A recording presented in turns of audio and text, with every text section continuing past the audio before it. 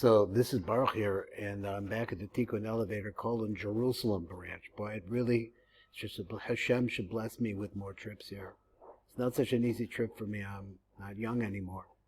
What I'm looking at right now, I'm showing you. You can see my passage, my balcony, and someone asked why we have this. It looks like chicken wire. It's really not. It's more like fishing rod, plastic something. It's because we have a problem with pigeons here. And I learned on the Tiulim that we've been on, that in the ancient days, or the people that lived here didn't really raise chickens, they raised pigeons and doves, and they ate them. They used them for all different kinds of things, but there was also the whole thing of they're kosher animals, and they ate them. Well, there are pigeons all over this very high place, and what you understand about Jerusalem, looking at it from here, is that it is extremely steep. I said this the last time, but I'm really on a cliffside. As I said, birds look for a place to perch. And my apartment has been attacked by birds. Now, over here you get a really good look at our cousins in Jabal Macaber. This is where they live. They built a big, well, you can't see it from here, but they built 2 large condo buildings. But meanwhile, that's what they did. Meanwhile, this right down here is the Misrad, the office of the place, Mechirot, that's what it says, Misrad Mechirot, where they're selling apartments. And you can see there's actually 9 buildings that they built there, and there's supposed to be 2, on this thing right here, 2 6-story buildings going to be built. So all of this, well, I said the last time, we look out here, the blight that is here is where our cousins live. But it leads up to the Har Zaytim, and then you could see how Jewish Jerusalem starts spreading out over there, and once again, there's the Har Habayit. Now let me bring this back over to the paper, and let's see if I can just pick up a little bit on where we were the last time. So let's look at this word that he's beginning to give us here, is this concept of regesh. Now, again, what exactly did it mean? And if you remember the shiur for the last time, or if you were able to follow it, hopefully, that's what I'm saying to myself, hopefully I'll be able to follow the shiur this time. So it says, Od nirmaz b'milas beregesh. This word beregesh, when you enter into the shul, it said, that you should go in beregesh. The question is that what was regesh mean here? Also look at the word regesh. The regesh is a gematria of 503 plus 2, 505. Doesn't mean anything to me. So he says, Od nirmaz b'milah beregesh el shem abag yatatz. Now what is this? If you remember the anabakoach, gedulas yaminichot tatzit tzarua, that's the Roshi Tevis. The Roshi Tevis of all of those words comes out to be this word, which is abag yatatz. Now I have, a lot of times they will say don't pronounce this word, but Rabbi Memram showed me that these are actually, they're the abbreviations of the Roshi Tevis of the Ana B'Koach, that is the first Ana B'Koach, Gdulas Yeminichot Tatzit Tzarua, those are the Roshi Tevis over there. It refers to Chesed. So the first thing we do is we work with Chesed, Shuhu B'Gematria Beregesh. But it turns out this word Regesh, when you enter into the shul, he says you should go in Beregesh. So now he's saying that regesh is associated with abag yatatz. Yabet yatatz, and what I was about to say, that Rabbi Mimran said, that he actually showed us, that these are also abbreviations for other names of malachim. So that it's mutter to say this is what Rabbi Mimran told me. It's mutter to say this name because it's not the name. It's just an abbreviation for the name. It's a hint to it. Other places that people know the names. I don't.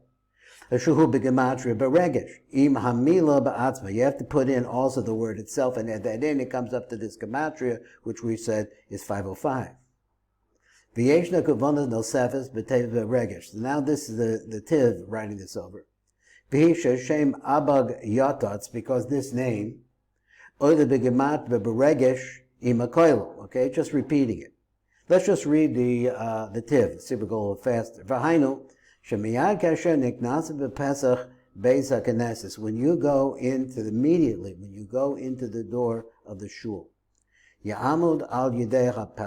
you should stand on the side of the door, V'yomer ha-pasuk, and you should say the pasuk, v'ani b'rov chazdecho, and ani with such a tremendous abundance of your kindness. And we're looking really, and this also goes with the word the ana b'koach beginning.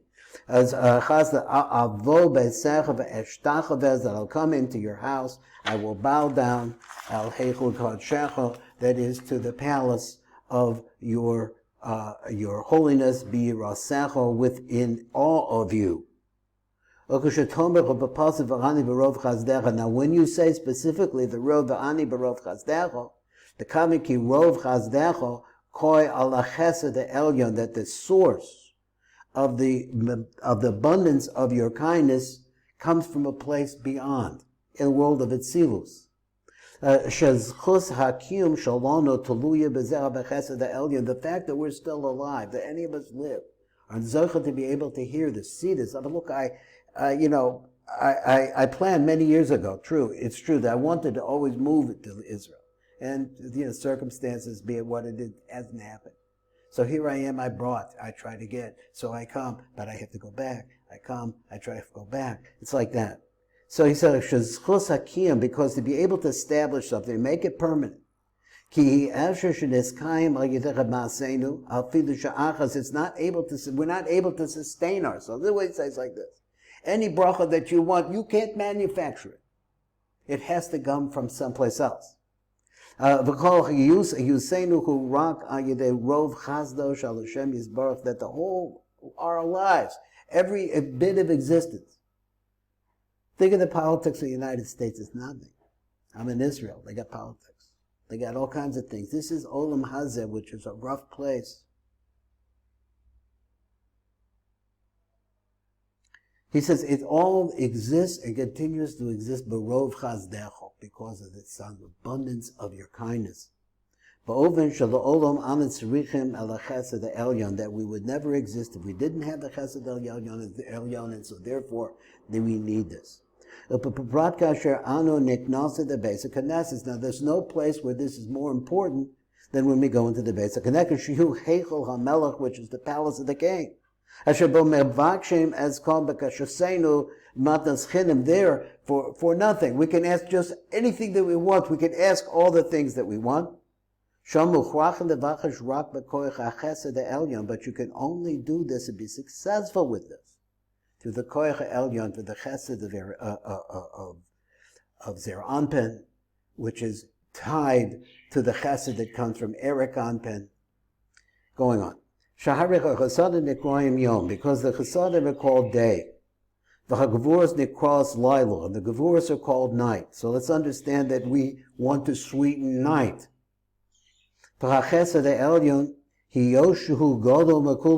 alter chesed is beyond that. We talk about the light of the face of Eric Anpen coming through his beard, swinging down to us, is inside of all of this. So we want this to turn to us.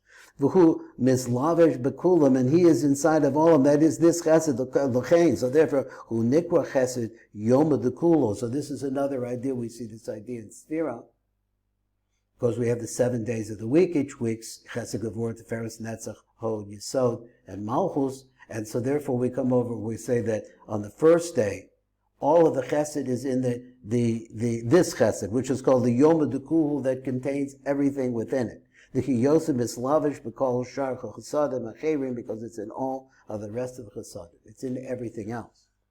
So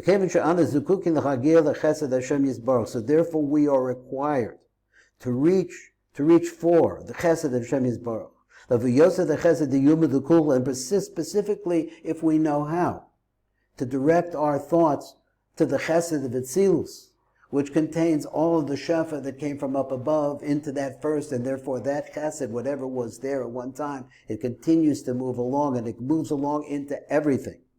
So he said, "V'kevin she'ana zukukin the chagia the chesed Hashem Yisbarach v'yosa the chesed the yuma the kuhu the upper chesed l'chein b'kol yom v'yom kasher neknasin the Beis HaKnesses." So therefore, every day when we come into the shul, Hanikneses lehispalo achad b'shlosha tefilos, that we're going to play one of the 3 tefilos.